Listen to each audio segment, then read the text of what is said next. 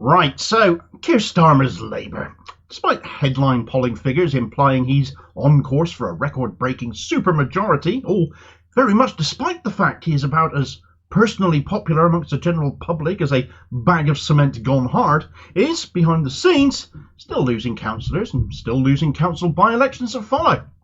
One in particular should cause Labour real cause for concern, because council by-election in one of the safest Labour constituencies in the country just went to the Tories by a landslide, and there's no ignoring the fact that amongst all the factors involved, the large Muslim and Jewish population resident in this area evidently walked away from Labour. People often say you can't compare local election and general election voting intention and results, but religious divides tend to supersede that thinking. If people of a certain faith feel you're against them or doing them a disservice, they won't vote for you full stop. How badly could this picture be replicated around the country towards Keir Starmer and his position on Israel and Gaza if he's losing seats like this one? Right, so, okay, this is a council by-election result, but it has been awful for Labour as a massive swing to the Tories has seen it lost. And there's no ignoring the potential impact the large Muslim and Jewish demographic here could have had in this result. We're in Hackney Borough Council, and Cazenove Ward, which lies in the constituency of Hackney North and Stoke Newington, the constituency of Diane Abbott. Now, Abbott is an MP who suffers an enormous amount of abuse, but her seat is safe as houses. She has a majority of more than 33,000. It is solid Labour territory, and yet still Starmer has overseen a loss here. Abbott, as many will know, was suspended from the party over a poorly worded article that was put out in a newspaper. As a clearly popular local MP, is the first female black MP ever, her place in history is assured. You can imagine such a well-known and high-profile Labour MP being suspended on pretty weak charges. She submitted the wrong draft of a letter, hurriedly and publicly apologised for it, and still got the Corbyn treatment. Tell me that's not factional. So this could be part of the story here as well, maybe. But there's a larger element here, given that 15% of Cazenove Ward are Muslim and another 40% are Jewish. The majority of voters here then. Here's the result. We'd better look at the numbers first. First and foremost, the Tories took over half the vote, 53.7% on a turnout that, although some sources are saying was high, it was actually down by 7.2%, just 32% turnout. In 2018, for example, turnout was over 48%. In 2022, it was 39%. Labour lost over 13% of their vote. The Lib Dem vote appears to have completely collapsed to the Tories, and there is a reason for that, which I'll come to. The Greens didn't have a bad showing, all other things considered. So apathy has become more significant, it would appear. And the feeling is this is because much of the Muslim vote basically stayed at home. Labour's shameless support for Israel against Gaza, a huge issue nationwide. But the more multicultural an area, the bigger the impact that has. And in London, as multicultural as you get, you simply can't take sides like that when you have to have broad appeal across all manner of demographics, not least the religious and ethnic ones.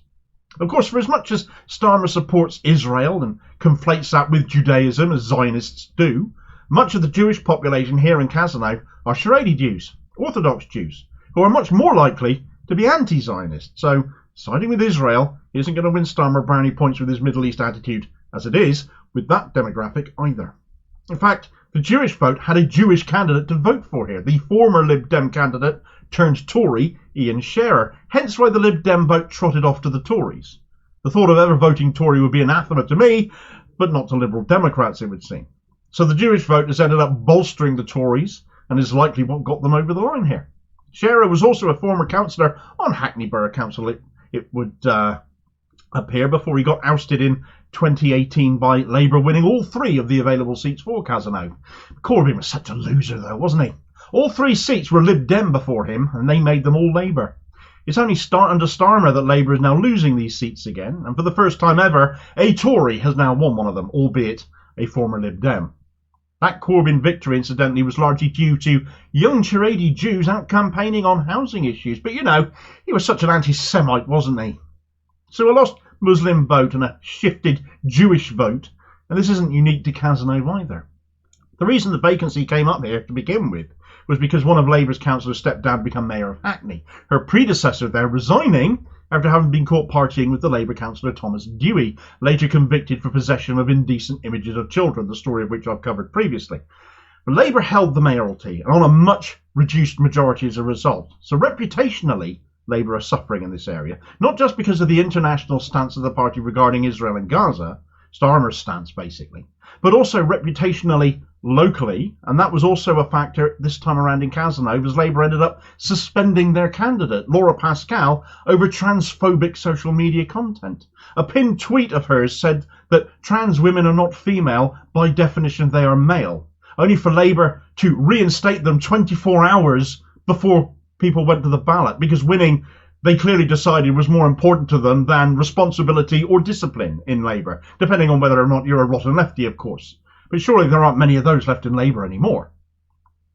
Cazenove, it can largely be argued, therefore, was a masterclass in incompetence by Labour. On a local front, they reinstated a candidate who had massive questions to answer on their transphobic conduct hours before the polls opened. On an international stage, which, given the high number of Jewish and Muslim voters who will, understandably, given what I've already detailed, be mainly critical of Israel and be pro-Palestinian, would not have supported Labour, led as they are, carrying the views they are on that situation, a position that is unlikely to shift for as long as Keir Starmer is the leader. We're told Labour currently have a 27-point lead over the Tories in national polls, yet in one of their safest seats, as Diane Abbott's is, they can lose a council seat to a Tory of all people right now. Yes, the candidate was awful, the Labour candidate. Most candidates under Starmer are going to be, though. But I wouldn't put any faith in national polling figures whatsoever, because the Muslim and Jewish voting shift is not in any way being replicated in those polling numbers. And if the Tories of all parties right now are capable of winning seats like this off Labour, in Labour seats like this, then Starmer really had better not be measuring up the curtains in number 10 just yet. That Jewish vote shift cannot be overstated either. Cazenove is home to one of the largest Haredi Jewish communities in Europe. Starmer is Mr. I beat anti-Semitism, and he still lost their vote. Doesn't that tell you something? It was a progressive vote that won Cazenove for Labour to begin with. Now it is losing it to anything but progressive leadership or candidacies, because there's nothing progressive about Labour anymore at all. So what's the difference between them and the Tories? Underlining that, along with the fact Starmer is unlikely, is frankly incapable of winning these votes back at a local level at least, I think he's unlikely to win these votes from religious demographics back in a general election either. It's the fact Starmer has now binned the long-held Labour view of recognising a Palestinian state going to affect things. I think so. He's right up there with Netanyahu's recent proclamation then on this, on the same side as he is on this issue of a Palestinian state. Quite the vote-winning position there, as I covered in this video here, which I highly recommend you watch next, and I will hopefully catch you on the next vid. Cheers, folks.